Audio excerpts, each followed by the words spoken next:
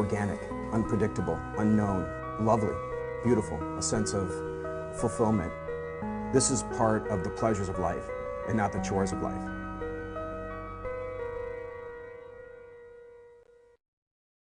Coming up tonight on Daily Iowan TV, we give you an Iowa City update on the Apple privacy controversy. Take a look at some of the University of Iowa student reactions next.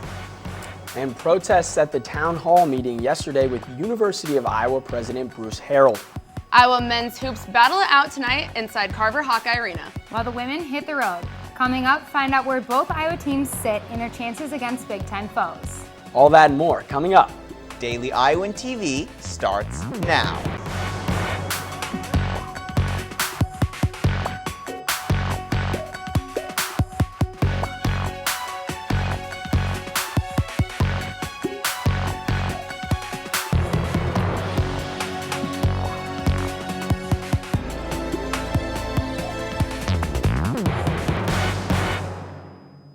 Good evening and thanks for joining us. I'm Brad Martin.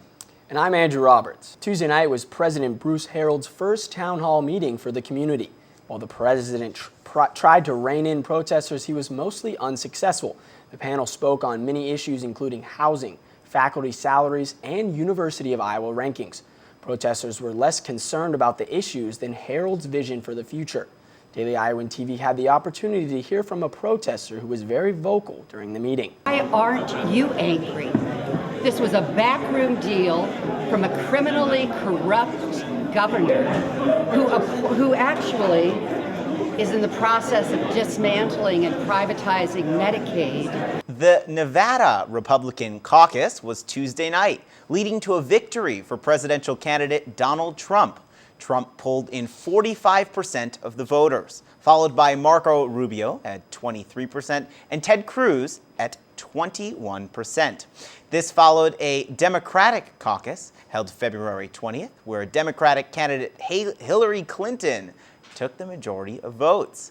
In a speech Wednesday morning, Trump described his presidential goals, detailing three specific things. The first, border control on illegal immigration. Second, rebuking Obamacare. And third, taking care of U.S. veterans and the military. On December 2nd, 2015, Saeed Rizwan Farouk and his wife killed 14 people at the San Bernardino Department of Public Health. The Federal Bureau of Investigation, or FBI, has been quite public with their belief that there is valuable information hidden on Farouk's phone. Apple has been ordered by a court to unlock the phone. Apple refused, saying this will set a bad precedent. We sent our reporter Zhao Li down to the Iowa Memorial Union today to hear what UI students think of this. Zhao? Hey guys, my name is Zhao Li and I'm now here at the IMU Union Station. You can see a lot of students chilling out here. Let's go figure out which one is more important for University of Iowa students, national security or personal privacy. Ooh, that's a tough one. I think I would choose personal privacy, maybe. It's not right to just have everyone's privacy taken away. I feel like if they're a known criminal or known terrorist, then it's okay for the government to go through their phone, but I don't think if it's just a suspicion, they shouldn't be able to go through. I would say national security. I think if they have a purpose, a legitimate purpose, then it would be necessary. I would say national security. If they have evidence to prove that someone could be dangerous or a threat to the country, then I definitely think that they should be able to look into it and make sure that the country's safe. I would say personal privacy. I'm excited with Apple just because I think some of that information can be misused by the government, and it kind of lessens the encryption data. The FBI probably already has ways to get into the phone, honestly, but what they're asking Apple is to completely compromise the encryption on every iPhone. So do you like Apple? I don't like them as a company, but I appreciate what they're doing for user freedoms and technology here. I use an Android phone because it's easier to root it and it gives the user greater freedom. Reporting inside Iowa Memorial Union, Zhao Li, Daily Iowan TV. The idea of gender-neutral bathrooms have been introduced to Iowa schools. Theodore Roosevelt High School in Des Moines, Iowa is the first public school to open gender-neutral bathrooms for students and staff members. The bathrooms have single toilets and signs outside of them that read gender neutral or all gender. According to the principal of the school, the idea of gender neutral bathrooms was prompted by student pleas against the neutral bathroom stalls. They are permitted to staff and students to be used at any time. As Black History Month begins to wrap up, the University of Iowa's National Non-Pan-Hellenic Council of Greek Organizations hosted a week to educate those on joining the sororities or fraternities here on campus.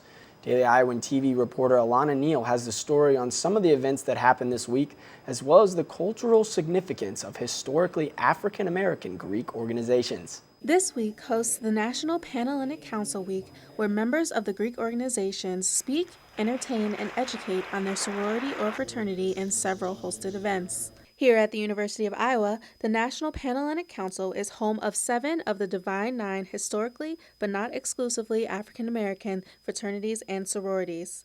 In a time where Black students were excluded from mainstream college and Greek life, African-American Greek letter organizations were created stemming from a long, culturally dense history. Besides working for social issues, the National Pan-Hellenic Council carries cultural significance and traditions, including strolling, which is a rhythmic stomp and dance usually performed in a line. Ancient African dance influenced this strolling tradition. It uses sounds through a mixture of footsteps, spoken word, and hand claps. Extremely important to maintain the tradition of strolling and stepping here at the University of Iowa specifically, because we are at a primarily white institution and a lot of things about minorities can be lost. So it is important to have African American organizations on campus in general, just to keep that awareness there. Beginning in the 1920s, historically Black fraternities and sororities on college campuses perform probates where they traditionally sing and chant to celebrate crossing over into a membership of their respective organization. NPHC Week here at Iowa consists of events on information about Black Greek life, as well as fundraisers and annual step and stroll showcases. For more information on how to participate in the history of Black Greek life at the University of Iowa, visit the link displayed. Reporting from Iowa City, this is Alana Neal for Daily Iowan TV. While many UI students are apartment hunting the next couple of months as the temperatures begin to feel a little like spring, there is a storm coming tomorrow, but thankfully it will miss Iowa as it comes from the southeast and moves up the coast. Looking into Thursday morning, this overcast sky will continue with mostly cloudy skies, with a high of 35 and a low of 30. Because of the wind, it will feel like the lower 20s. Moving into the afternoon, we'll see a high of 39 and a low of 34 with wind and a partly cloudy sky.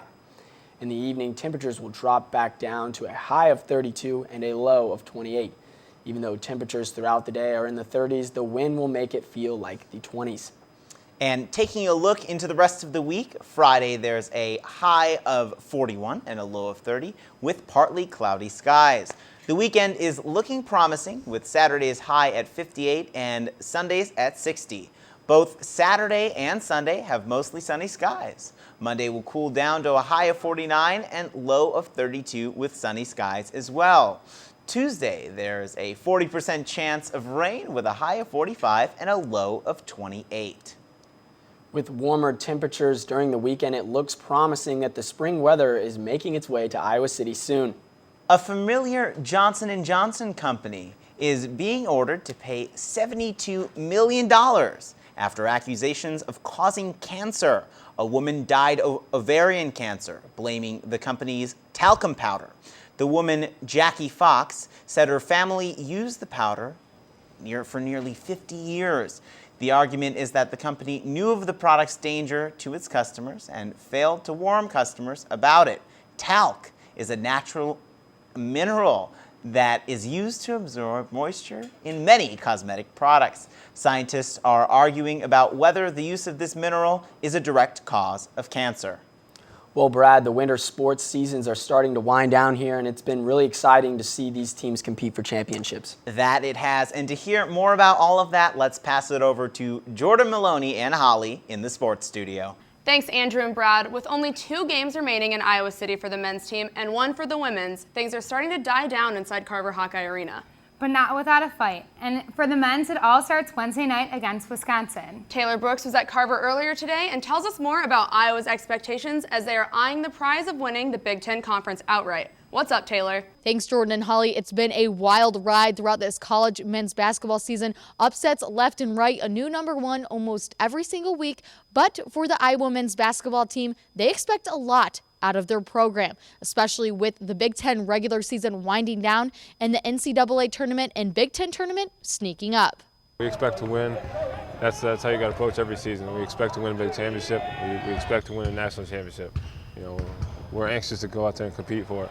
Everyone else is competing for it too, though, as Indiana sits beside Iowa in the Big Ten standings with Maryland right behind them. As for the AP Top 25 poll, those two are behind Iowa, but Michigan State sits 2 spots above the Hawkeyes at number 6. You're locked into your next opponent as it relates to the game plan and preparation, but everybody will look at who else is doing what in the league and checking scores and stuff like that. I think that's fairly typical. With 4 games remaining on Iowa's schedule, the Big Ten teams all have one thing in common. But there's a lot of giants in the Big Ten.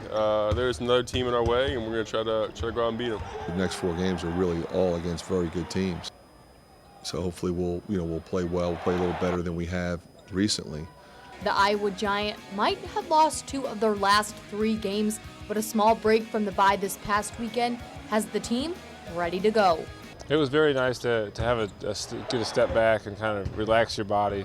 I had a day off, a couple of days off, kind of recharge. We will find out on Thursday's show if the recharging did work, but their schedule doesn't slow down as they head to Ohio State for a 3 p.m. tip on Sunday. Jordan, Holly, back to you. Taylor and I will be courtside Wednesday night. As she said, check us out Thursday for a full rundown of how that game turned out. But before the team looks ahead to the tournament portion of their season, there's still more to finish off conference play. The Hawkeyes take to the hardwood this Wednesday evening in a duel that generations of Hawkeye fans have been able to watch. This definitely isn't the first ever Hawkeye Badger meeting, and in this game day preview, I checked out the history of this Midwestern Nice competition. Week 16's Hump Day Hoops features 2 teams that are true threats in the Big Ten, and these squads are far from strangers. The number 8 Iowa Hawkeyes host the Wisconsin Badgers for the 162nd matchup between these Midwest favorites. And the 2 teams are very familiar with each other's style of play. They haven't changed that much. They're still doing what they've always done, and it's kind of a winning formula. The Badgers have won the past 5 consecutive games, but the Hawkeyes are looking to end that streak tonight in their only regular season meeting with Wisconsin this year. Yeah, we don't look at the past, obviously, but it's another opportunity for our team to get better. There's another team in our way, and we're going to try to go out and beat them. We're looking forward to Wednesday. We can't wait. We're itching to get out there and compete. But the history between these teams does not stop there. Iowa's very own Jared Utoff has more than just experience on the court with Wisconsin hoops. The 6'9" senior began his college career as a Badger. After redshirting his freshman year in Madison, Utoff transferred to Iowa and has been making an impact for the Hawkeyes ever since. I didn't play for him. I redshirted, so I didn't even step on the court to play for him. So just like everybody else, it's a win's a win, a loss a loss. You got to approach it. Next game's next game. This is Jordan Maloney with Daily Iowan TV Sports. It's definitely going to be an exciting one inside Carver tonight, and I'm happy I get to be there. Should be fun. The Iowa women's return to action Wednesday night as well on the road at Penn State. The last time these 2 met was on January 20th in Iowa City, and Iowa lost 82-69. But head coach Lisa Bluter knows the team has improved since their last contest. Penn State, I said this before we played them last time, they're better than their record indicates. They still are. They've gotten better every game this year. Everybody believes that. It's a night full of hoops, that's for sure. And we've got it all covered here on Daily Iowan TV Sports. But that's it for Jordan and I tonight. Brad and Andrew, back to you guys. That's all we have for you tonight on Daily Iowan TV. Be sure to check out our website, dailyiowan.com, for all the latest news. For Daily Iowan TV, I'm Andrew Roberts. And I'm Brad Martin. Have yourselves a good night.